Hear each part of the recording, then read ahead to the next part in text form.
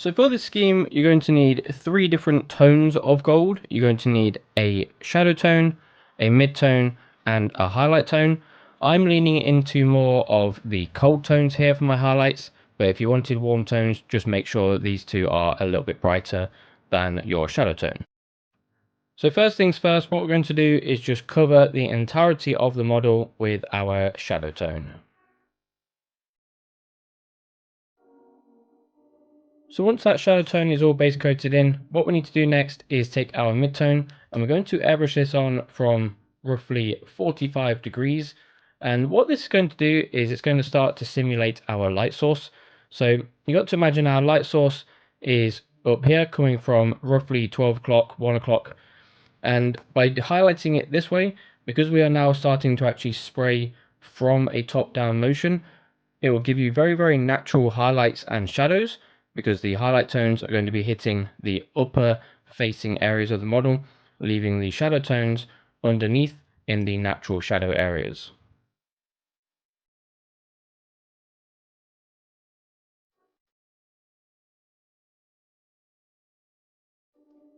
So after our mid-tone is all done, we're now going to take our highlight tone, and this time around we're going to be spraying it from 90 degrees, so basically top down, and this is going to be to simulate our brightest highlight point coming from that 12 o'clock light source.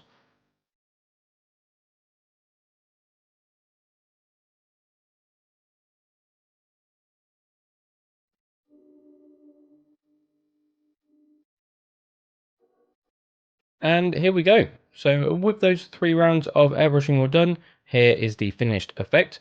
So you can see up top, we've got that very, very bright gold where our light source would be hitting the most. And underneath, we've maintained those nice warm shadow tones. And then if we look at the sort of golden angle, we've got those mid-tones in there as well. Now, stay tuned for the next video because I'll be talking about how to now come in and shade and then further enhance this model, because especially with shading there's loads to go into when it comes to shading, especially gold, so I'll do that as a separate video.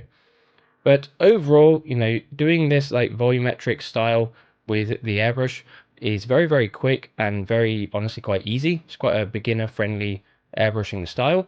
But you can imagine with these Sanguinary Guard, you have a squad of them lined up and you can just come in, base coat all of them, come in from 45, come in from 90, and these are at that point, like 80, 90% done.